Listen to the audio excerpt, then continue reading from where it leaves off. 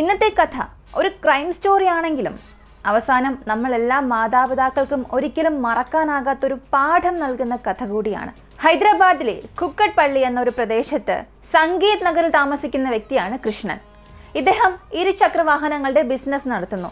ഭാര്യ ലാബ് ടെക്നീഷ്യനാണ്. ഇവർക്ക് 2 കുട്ടികളുണ്ട്. 11 വയസ്സുള്ള ഒരു പെൺകുട്ടിയും 6 വയസ്സുള്ള ഒരു ആൺകുട്ടിയും. രണ്ടുപേരും രാവിലെ ജോലിക്ക് പോകുമ്പോൾ കുട്ടികളെ സ്കൂളിൽ വിട്ടിട്ട് പോകും. വൈകുന്നേരം കുട്ടികൾ സ്കൂൾ കഴിഞ്ഞ് വീട്ടിലേക്ക് വരും. വീട് സ്കൂളിന് അടുത്തായതിനാൽ 11 വയസ്സുകാരിയാണ് അച്ഛനും അമ്മയും വരുന്നതുവരെയും തന്റെ കുഞ്ഞനുജനെ ശ്രദ്ധയോടെ നോക്കുന്നത്. 2025 ഓഗസ്റ്റ് മാസം 18 രാവിലെ 11 മണിക്ക് കൃഷ്ണന് സ്കൂളിൽ നിന്നും ഒരു ഫോൺ വന്നു. ആ ദിവസം മകന്റെ സ്പോർട്സ് ഡേ ആണ്.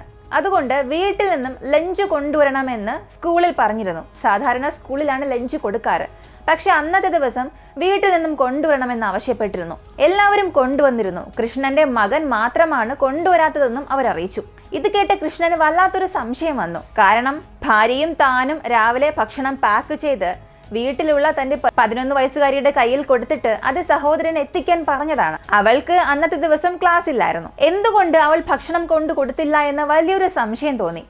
ഇപ്പൊ പെട്ടെന്ന് കൃഷ്ണൻ വീട്ടിലേക്ക് പോകാൻ തീരുമാനിച്ചു.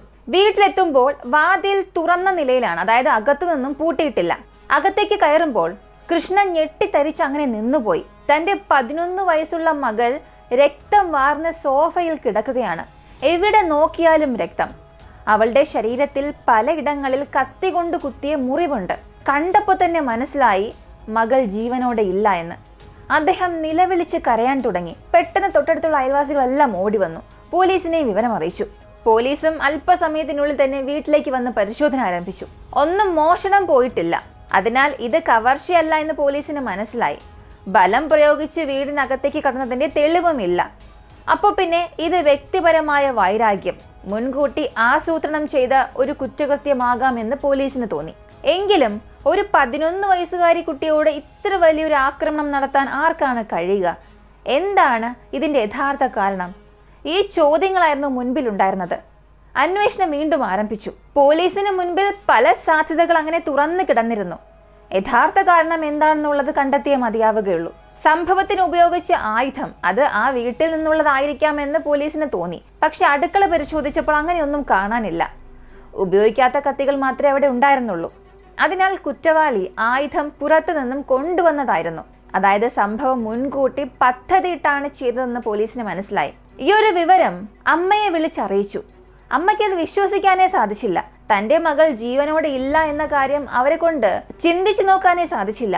കരഞ്ഞ് നിലവിളിച്ചുകൊണ്ട് അവർ വീട്ടിലേക്ക് ഓടിയെത്തി. ആ രംഗം അവിടെ കണ്ടു നിന്നിരുന്നവർക്ക് പോലും വലിയ ദുഃഖമുണ്ടാക്കി. അടുത്ത പോലീസ് അയൽവാസികളെല്ലാം വിളിച്ച് ചോദിച്ചെങ്കിലും യാതൊരു സൂചനയും ലഭിച്ചില്ല. ആരും സംശയാസ്പദമായ ആരെയും കണ്ടിട്ടില്ല. കുട്ടി സഹായത്തിനായി നിലവിളിച്ച ശബ്ദം പോലും ആരും കേട്ടിട്ടില്ല. പിന്നെ എങ്ങനെയാണ് രാവിലെ 11 മണിക്ക് ഒരാൾ വീടിനുള്ളിലേക്ക് കടന്ന് ഇത്തരമൊരു സംഭവം നടത്തിയത്? എന്താണ് അയാളുടെ ഉദ്ദേശം? ഇതൊന്നും വ്യക്തമായി അറിയില്ല. 11 വയസ്സുകാരി അന്നത്തെ അവധി ദിവസം വീട്ടിലിരുന്ന് TV കണ്ട് വിശ്രമിച്ചു കൊണ്ടിരിക്കുന്ന സമയത്തായിരുന്നു സംഭവം നടന്നത്. അപ്പോൾ കുറ്റവാളി ആരാണ്? അവൻ എന്തിനാണ് ഇങ്ങനെ ചെയ്തത്? ഈ സത്യമെല്ലാം പുറത്തു വരുമ്പോൾ തീർച്ചയായും നിങ്ങളെ കൊണ്ടും വിശ്വസിക്കാൻ സാധിക്കില്ല. സത്യം അറിയുന്ന ആ നിമിഷം നിങ്ങൾ മാതാപിതാക്കളുടെ എല്ലാ മനസ്സിൽ ഒരു വലിയ ചോദ്യമായിരിക്കും അവശേഷിക്കുക. നമുക്കും ഇങ്ങനൊരു മകളുണ്ടല്ലോ, മകനുണ്ടല്ലോ എന്ന്. ഈ കേസിനുള്ളിലേക്ക് ആഴത്തിൽ പോകുന്നതിന് മുൻപ് നിങ്ങൾ ഈ ചാനൽ ആദ്യമായി കാണുന്നവരാണെങ്കിൽ ദയവ് ചെയ്ത് സബ്സ്ക്രൈബ് ചെയ്യുക. മുൻപോട്ട് പോകുന്നതിന് മുൻപ് ഒരു ലൈക്ക്. നിങ്ങൾ നൽകുന്ന ലൈക്കും കമൻസുമായിരിക്കും ഈ വീഡിയോ മറ്റൊരുപാട് പേരിലേക്ക് എത്തിക്കാൻ സഹായിക്കുന്നത്.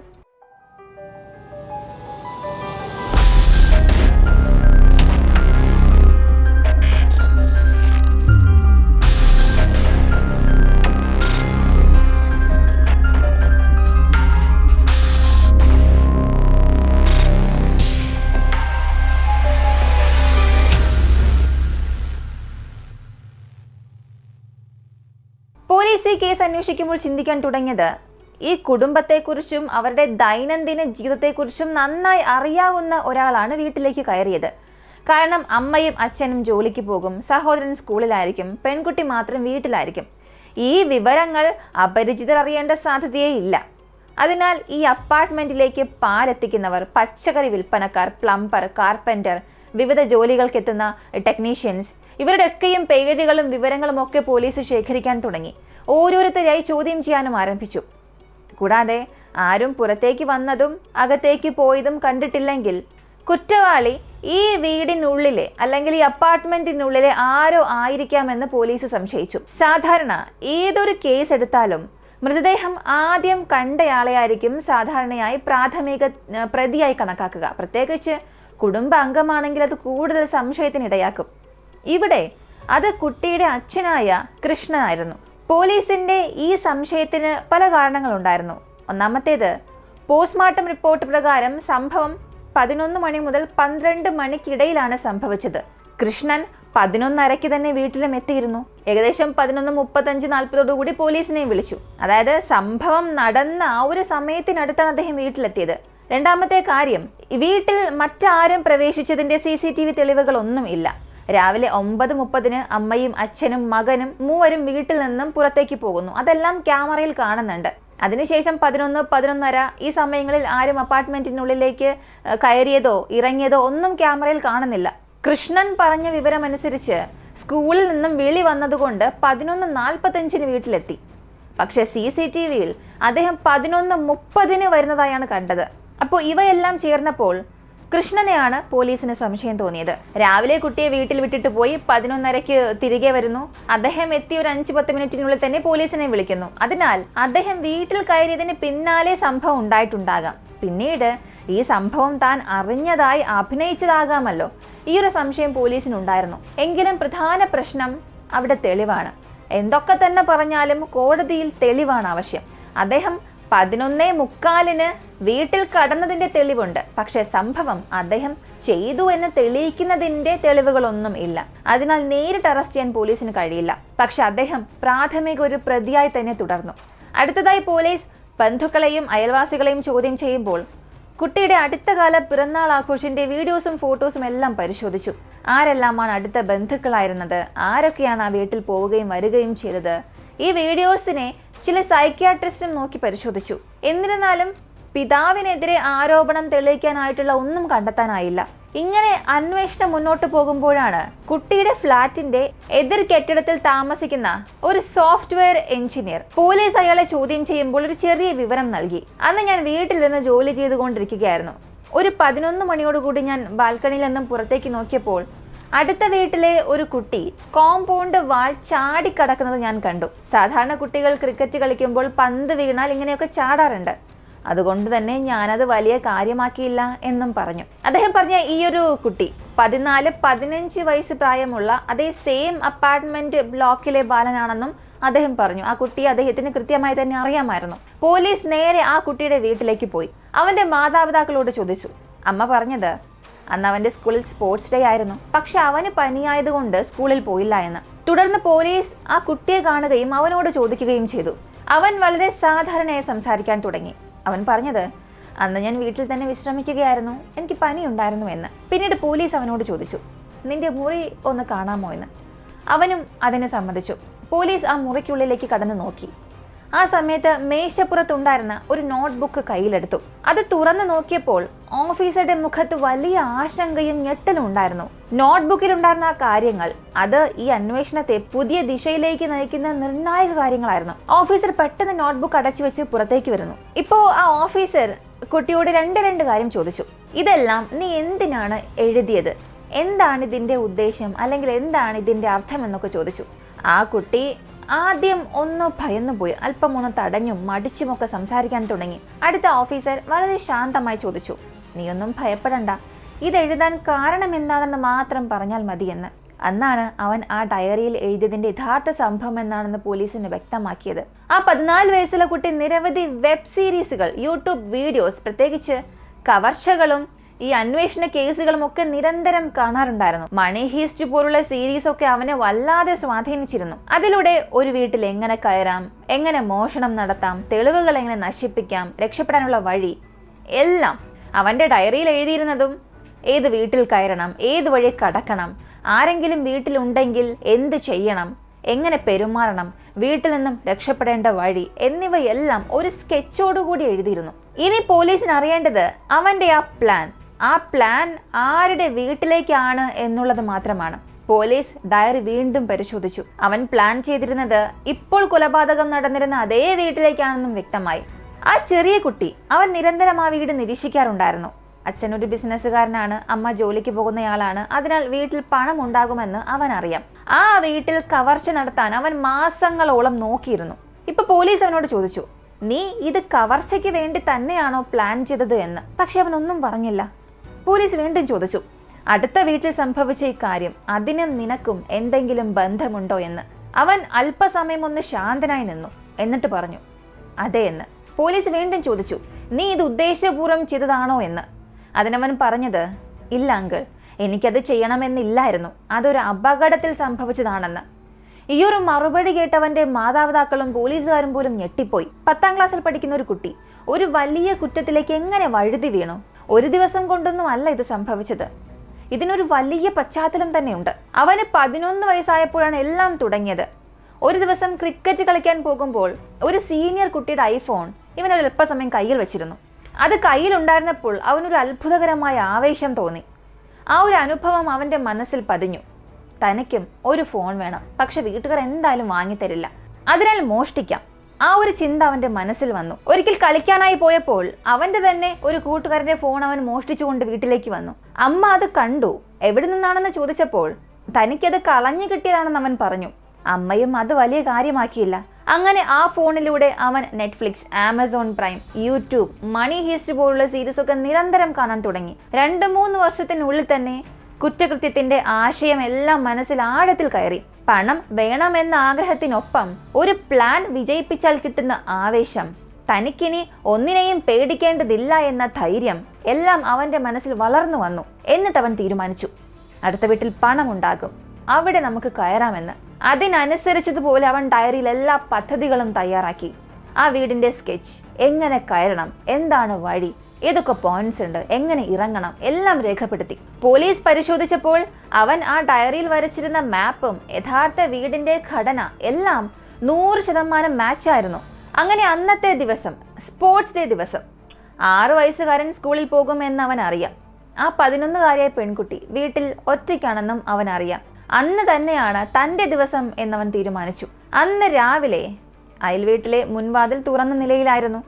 പെൺകുട്ടി പുറത്തെവിടെയെങ്കിലും പോയിട്ടുണ്ടാകും എന്നവൻ കരുതി. അങ്ങനെ അവൻ വീടിനകത്തേക്ക് കയറി. പക്ഷെ ആ വീടിനുള്ളിൽ പണമൊന്നും കണ്ടെത്താനായില്ല. എന്നാൽ അവിടെ കിടന്നിരുന്ന ആ 6 വയസ്സിന്റെ ക്രിക്കറ്റ് ബാറ്റ് എടുത്തു. അതെടുത്തപ്പോഴാണ് ടേബിളിൽ എന്തോ വീണ ശബ്ദം കേട്ടത്. ഈ ശബ്ദം കേട്ട് അകത്തുണ്ടായിരുന്ന 11 വയസ്സുകാരി പുറത്തേക്ക് വന്നു. അവൻ ബാറ്റുമായി നിൽക്കുന്നത് അവൾ കണ്ടു. എന്തിനാണ് നീ അകത്തേക്ക് വന്നത്? എന്തിനാണ് എൻ്റെ സഹോദരന്റെ ബാറ്റ് എടുത്തത് എന്ന് അവൾ ചോദിച്ചു. ഈ സമയം അവന് ഭയമുണ്ടായി. എന്തായാലും തന്നെ അവൾ കണ്ടു. ഇപ്പോ ഇതിനകം അവൻ മറച്ചു വെച്ചിരുന്ന കത്തിയെടുത്ത് അവളുടെ ശരീരത്തിൽ ആഞ്ഞു കുത്താൻ തുടങ്ങി. അവനിൽ നിന്നും അവൾ രക്ഷപ്പെടാൻ ഒരുപാട് ശ്രമിച്ചു. പക്ഷേ അവനൊരു മൃഗത്തെ പോലെയായിരുന്നു ആ ചെറിയ കുഞ്ഞിനെ ആക്രമിച്ചത്. യാതൊരു നിയന്ത്രണവും ഇല്ലാതെ ശരീരമാസകലം കത്തികൊണ്ടുള്ള മുറിവുകളായിരുന്നു. രക്തം വളരെ വേഗത്തിൽ തന്നെ ഒലിച്ചിറങ്ങാൻ തുടങ്ങി. നിമിഷ നേരത്തിൽ തന്നെ അവൾ മരിക്കുകയും ചെയ്തു. ഇപ്പോ എല്ലാം അവസാനിപ്പിച്ചിട്ട് അവൻ അകത്തേക്ക് കയറി ആ കത്തി കഴുകി വാതിൽ അടച്ച് വീട്ടിലേക്ക് തിരിച്ചു വന്നു. അവന്റെ വസ്ത്രത്തിലും രക്തം പറ്റിയിരുന്നു. ബാത്റൂമിൽ കയറി അവന്റെ വസ്ത്രമെല്ലാം കഴുകി. എന്നിട്ട് ടെറസിൽ കയറി അത് ഉണക്കാനായിട്ടു. പിന്നീടായിരുന്നു അച്ഛൻ കാര്യം അറിഞ്ഞതും പോലീസ് ഇങ്ങോട്ടേക്ക് വന്നതും. ഇതിനിടയ്ക്ക് തന്നെ മകൻ ഭയന്ന് വിറച്ച മതിലിനപ്പുറത്ത് നിൽക്കുന്നത് ഇവന്റെ അമ്മ ശ്രദ്ധിച്ചിരുന്നു. ഒരു പക്ഷേ മകൻ ഈ ഒരു കൊലപാതകം കണ്ടു, അല്ലെങ്കിൽ തൊട്ടടുത്ത വീട്ടിലൊരു കൊലപാതകം നടന്നു എന്നതിൻ്റെ ഒരു ഭയമായിരിക്കാമെന്നവർ തെറ്റിദ്ധരിച്ചു. ശരിയായ ചോദ്യം ചെയ്യലൊന്നും നടത്താതെ സാരമില്ല മകനെ എന്ന് പറഞ്ഞ് ആശ്വസിപ്പിച്ചു. തങ്ങളുടെ മകനാണ് കൊലപാതകം ചെയ്തത് എന്ന് അറിയാതെയായിരുന്നു ആ സംഭവം. എന്നാൽ സത്യം പുറത്തു വന്നതോടെ ആ പ്രദേശമാകെ ഞെട്ടിപ്പോയി. എല്ലാവർക്കും ഇത് വലിയൊരു ഭയമുണ്ടാക്കി. 14 വയസ്സുകാരനായ ഒരു ബാലൻ 11കാരിയെ ഇത്ര ക്രൂരമായി കൊന്നുവല്ലോ എന്ന് ചിന്തിച്ച് ജനങ്ങൾ തന്നെ ഞെട്ടി വിറച്ചുപോയി. കൊല ചെയ്യപ്പെട്ട പെൺകുട്ടിയുടെ അച്ഛൻ വല്ലാത്ത വേദനയിലായിരുന്നു. അദ്ദേഹത്തിന് എങ്ങനെ പറഞ്ഞറിയിക്കണമെന്ന് പോലും അറിയില്ലായിരുന്നു. ഇത്രയും ക്രൂരമായി എൻ്റെ മകളെ കൊന്നവൻ മരണം വരെയും ശിക്ഷിക്കപ്പെടണമെന്നായിരുന്നു പറഞ്ഞത്. അവനെ തൂക്കിലേറ്റണമെന്നൊക്കെ പറഞ്ഞു. പക്ഷേ നിയമം അനുസരിച്ച് 16 വയസ്സിന് താഴെയുള്ളവർ ചെയ്ത കുറ്റങ്ങൾക്കുള്ള ശിക്ഷ ജുവനൈൽ ഹോം മാത്രമാണ്. പരമാവധി 7 വർഷം. 7 വർഷത്തിന് ശേഷം അവനെ സമൂഹത്തിലേക്ക് വീണ്ടും വിടേണ്ടതാണ്. ഇത് പെൺകുട്ടിയുടെ പിതാവിന് അംഗീകരിക്കാനേ കഴിഞ്ഞില്ല. 14-ാം വയസ്സിൽ ഇത്രയും കൃത്യമായി പദ്ധതിയിട്ട് ഒരു കുറ്റം ചെയ്ത ഒരുവൻ 25-ാം വയസ്സെത്തുമ്പോൾ എന്തൊക്കെ ചെയ്യും? സമൂഹത്തിന് ഇവനൊരു ഭീഷണി അല്ലേ എന്നാണ് അദ്ദേഹം പറഞ്ഞത്. എന്നാൽ ആ പ്രദേശവാസികൾ അവരും രണ്ട് രീതിയിലായിരുന്നു ഈ കേസിനെ കണ്ടത്. ജുവനൈൽ ഹോമിൽ 7 വർഷം കഴിഞ്ഞാൽ ഒരു പക്ഷേ ഇവൻ ശരിയാകാം എന്ന്. മറ്റൊരു കൂട്ടർ പറഞ്ഞത് 14-കാരനായിരിക്കെ ഇത്ര ക്രൂരമായ ഒരു കൃത്യം ചെയ്തവൻ ഭാവിയിൽ അപകടകാരിയായി മാറും എന്ന്. പക്ഷേ നിയമമൊന്നും മാറ്റാൻ കഴിയില്ലല്ലോ. കേസ് കോടതിയിൽ തുടരുകയാണ്. സത്യത്തിൽ ഈ ഒരു കേസിലൂടെ നമ്മൾ മാതാപിതാക്കൾ പഠിക്കേണ്ട പാഠമാണ് കൂടുതൽ. ഇന്നത്തെ കുട്ടികൾ തങ്ങളുടെ പ്രായത്തിൽ കവിഞ്ഞ വളരെയധികം തെറ്റായ ഡിജിറ്റൽ ഉള്ളടക്കങ്ങൾ കാണാൻ തുടങ്ങിയിരിക്കുകയാണ്. ക്രൈം സീരീസ്, കൊലപാതക ഡോക്യുമെന്ററീസ്, മണി ഹീസ്റ്റ് തുടങ്ങിയ ഒരുപാട്. ഇതിൽ ഈ ഹീറോ പോലുള്ള കുറ്റവാളികളൊക്കെ കുട്ടികൾ അനുകരിക്കാൻ സാധ്യതയുണ്ട്. ഇത് തന്നെയാണ് ഈ 14-കാരനും സംഭവിച്ചത്. വർഷങ്ങളായി കണ്ട സീരീസ് അവന്റെ മനസ്സിൽ തെറ്റായ ധാരണകൾ വളർത്തി. അതാണ് ശരി എന്നവൻ വിശ്വസിച്ചു. അപ്പോൾ മാതാപിതാക്കൾ ശ്രദ്ധിക്കേണ്ട കാര്യങ്ങൾ, കുട്ടികൾ എന്താണ് കാണുന്നത് എന്നും ഏതിലൊക്കെയാണ് അവർക്ക് ആക്സസ് ഉള്ളതെന്നും ശ്രദ്ധിക്കുക. പ്രായപരിധിക്ക് അതീതമായ കാര്യങ്ങൾ അവർക്കൊരിക്കലും വിട്ടുകൊടുക്കരുത്. കുട്ടികളുടെ ഈ തുടക്കത്തിലേയുള്ള തെറ്റായ പെരുമാറ്റങ്ങൾ, അതായത് ഉദാഹരണത്തിന് ഒരു മോഷണം തന്നെ എടുക്കാം. അത് കുട്ടികൾ വെറുതെ ചെയ്തതാണ്, അവർ കളിച്ചതാണെന്നൊക്കെ എടുത്ത് അതങ്ങനെ വെറുതെ കളയരുത്.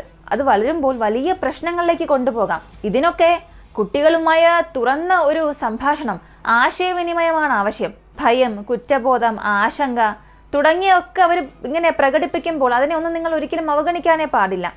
ഉദാഹരണത്തിന് ഈ കേസിൽ തന്നെ 14 വയസ്സുകാരൻ 11-ാം വയസ്സിൽ ഒരു ഫോൺ മോഷ്ടിച്ചു. അമ്മ അത് കണ്ടു. പക്ഷെ കൃത്യമായി ചോദിച്ചിരുന്നെങ്കിൽ ഈ ഒരു സ്വഭാവദോഷം അവൻ അപ്പോൾ തന്നെ നിർത്താമായിരുന്നു. എന്നാൽ അമ്മയ്ക്കത് ചെയ്യാൻ സാധിച്ചില്ല. കുട്ടിയെ ശകാരിച്ചാൽ അവൻ ഭയന്ന് നിൽക്കും. പക്ഷെ തെറ്റ്, അതെന്തുകൊണ്ട് തെറ്റായി, അവനത് എന്തുകൊണ്ട് ചെയ്തു എന്നും മനസ്സിലാക്കി കൊടുക്കാതെ അവൻ്റെ സ്വഭാവത്തിൽ യഥാർത്ഥ മാറ്റം ഉണ്ടാക്കാൻ കഴിയില്ല. ആ കുട്ടികൾ തെറ്റ് ചെയ്യുകയാണെങ്കിൽ അടിച്ചു കീറുകയല്ല വേണ്ടത്. നീ ഇങ്ങനെ ചെയ്തു, നീ എന്തിനിങ്ങനെ ചെയ്തു എന്ന് ദേഷ്യം കാണിക്കുകയല്ല വേണ്ടത്. ശാന്തമായി ഇരുത്തി കാരണം ചോദിക്കുക, തെറ്റിന്റെ ഫലങ്ങൾ വിശദീകരിച്ചു കൊടുക്കുക, ആ ചിന്ത എങ്ങനെ തിരുത്തണമെന്ന് പഠിപ്പിച്ചു കൊടുക്കുക. അതായത് കുട്ടികളെ നമ്മളിങ്ങനെ നിരീക്ഷിക്കണം, പക്ഷെ അധികം നിയന്ത്രിക്കരുത്. കുട്ടികൾ എന്ത് ചെയ്യുന്നു എന്നൊക്കെ നമ്മൾ ശ്രദ്ധിക്കണം. പക്ഷേ 24 മണിക്കൂറും അവരെ ഇങ്ങനെ മോണിറ്റർ ചെയ്ത് നോക്കിക്കൊണ്ടിരിക്കുകയൊന്നും അരുത്. അധിക നിയന്ത്രണം വന്നാൽ കുട്ടികൾക്ക് നമ്മളോടുള്ളൊരു വിശ്വാസം തന്നെ പോകും. അതേസമയം പൂർണ്ണമായും വിശ്വസിച്ച് അങ്ങനെ വിട്ടുകൊടുക്കാനും പാടില്ല. ഉദാഹരണത്തിന് സ്കൂൾ സ്പോർട്സ് ഡേയിൽ പങ്കെടുക്കാതെ അന്നത്തെ ദിവസം അവൻ വയറുവേദന എന്നാണ് അമ്മയോട് കള്ളം പറഞ്ഞത്. അമ്മയും അതിനെതിരെ ഒരു ചോദ്യം പോലും ചോദിച്ചില്ല. വയറുവേദന എന്തുകൊണ്ട് വന്നു, ആശുപത്രിയിൽ പോകണോ അല്ലെങ്കിൽ എന്താണ് പ്രശ്നം, ഒന്നും ചോദിച്ചില്ല. മകൻ വയറുവേദന എന്ന് പറഞ്ഞു, അമ്മ അതിന് ശരിവെച്ചു. ഇതൊരു ചെറിയ പക്ഷെ പ്രധാനപ്പെട്ട സൂചനയായിരുന്നു. അതുകൊണ്ട് കുട്ടികൾ ചെയ്യുന്ന ചെറിയ തെറ്റുകൾക്ക് പിന്നിലെ കാരണം മനസ്സിലാക്കാൻ മാതാപിതാക്കൾ അവരുടെ മനഃശാസ്ത്രം ഒന്ന് തിരിച്ചറിയണം. ശാസനം മാത്രം അവിടെ മതിയാകില്ല. എന്താണ് തെറ്റെന്നും എന്തുകൊണ്ടാണ് തെറ്റെന്നും ക്ഷമയോടെ വിശദീകരിക്കണം. അപകടത്തിലേക്കോ തെറ്റായ സ്വഭാവത്തിലേക്കോ നയിക്കുന്ന കാര്യങ്ങളിൽ ഉറച്ച നിലപാടോടുകൂടി തന്നെ തടയുകയും വേണം. പക്ഷെ അവരെ വളരാൻ സഹായിക്കുന്ന സാധാരണ കാര്യങ്ങളിൽ അവരുടെ സ്വാതന്ത്ര്യവും സൃഷ്ടിപ്പാഠവും എല്ലാം അംഗീകരിക്കണം. പറഞ്ഞു വന്നാൽ മാതാപിതാക്കൾ, അധ്യാപകർ, സമൂഹം എല്ലാവരും ചേർന്നാൽ മാത്രമേ ഒരു കുട്ടിയെ നല്ല മനുഷ്യനാക്കി വളർത്താൻ കഴിയുകയുള്ളൂ. ഈ ഒരു കേസിനെ കുറിച്ചും മാതാപിതാക്കൾ അറിഞ്ഞിരിക്കേണ്ട ഈ കാര്യങ്ങളെക്കുറിച്ചുമുള്ള നിങ്ങളുടെ അഭിപ്രായം എന്താണ്? ഇതിൽ ഞാൻ പറയാതെ വിട്ടുപോയി എന്തെങ്കിലുമൊക്കെ ഒരു ഗുണപാഠമുണ്ടെങ്കിൽ നിങ്ങൾക്കത് കമൻറ്റിൽ പറയാം, മറ്റുള്ളവരും ഒന്ന് അറിയട്ടെ. ഇങ്ങനെയുള്ള വളരെ വ്യത്യസ്തമായ കേസുകളെക്കുറിച്ച് അറിയാൻ താല്പര്യമുള്ളവരാണ് നിങ്ങളെങ്കിൽ നമ്മുടെ യൂട്യൂബ് ചാനൽ സബ്സ്ക്രൈബ് ചെയ്യുക. ഇപ്പോഴും ലൈക്ക് ചെയ്ത് കണ്ടുകൊണ്ടിരിക്കുന്നവരാണെങ്കിൽ ഒരു ലൈക്ക് ചെയ്യുക. നിങ്ങൾ നൽകുന്ന ലൈക്കും കമൻസും ഒക്കെ ഒരുപാട് പേരിലേക്ക് ഈ വീഡിയോ എത്തിക്കാൻ സഹായിക്കും. എനിക്കും അത് വലിയൊരു മോട്ടിവേഷൻ ആയിരിക്കും. മറ്റൊരു വീഡിയോയുമായി വീണ്ടും കാണാം.